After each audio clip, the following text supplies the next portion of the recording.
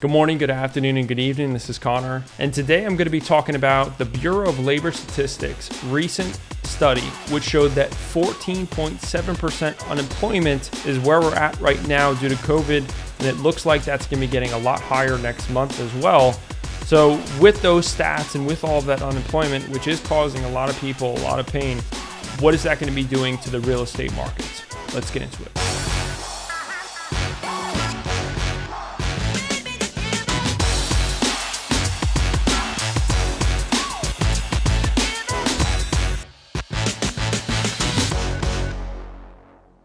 So the first thing I want to talk about with this unemployment is the comparison that I'm seeing a lot, which is comparing right now to the Great Depression and unemployment rates right now to the Great Depression.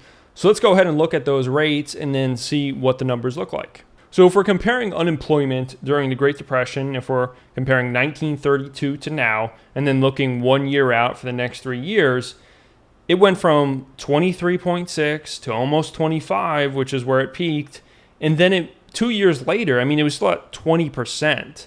That's still a massive amount of unemployment. So you can see the big difference between a structural collapse of the economy versus a strategic shutdown of the economy due to the virus. And obviously, when we look at the numbers back then versus the projections moving forward with unemployment, it makes a big difference too in terms of the recovery for how long those unemployment stats are going to last. And that's why we're seeing right now that economists are predicting us to be coming out of this towards the second half of the year versus in the Great Depression, where 3 years in, you still had 20% unemployment. If we look at some of the more level-headed correspondents when we're talking about the economics of right now, like Josh Zumbrin at the Wall Street Journal, who's a national economics correspondent, he says, quote, "News stories often describe the coronavirus-induced global economic downturn as the worst since the Great Depression.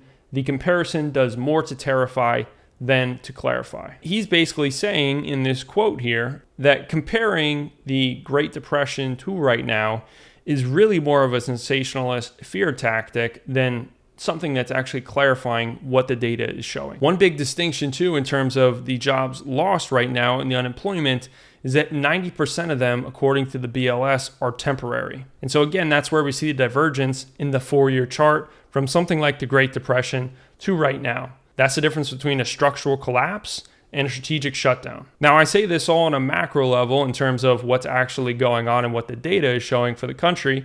But on more of a micro level, this pain is definitely very real. These job losses are very real. So none of that can be understated.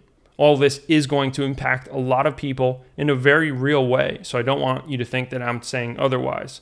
But when we're talking about on a national level, when we're talking about the real estate market on a year basis, on a 2-year basis, on a 3-year basis, the comparisons, frankly, just don't match up. So if you've got any questions about this, go ahead and drop a comment below, because I know there's a lot of differing opinions on this and I'd love to talk about it. If you found this video to be helpful at all, go ahead and give it a like. And if you like real estate, if you want to learn more about it, if you want to stay updated in the market or about specific topics, go ahead and subscribe to my YouTube channel. I make more videos just like this that are super easy to understand and nice and straightforward. So that's it for me today, guys. So until next time, this is Connor Green. Have a great day and stay safe.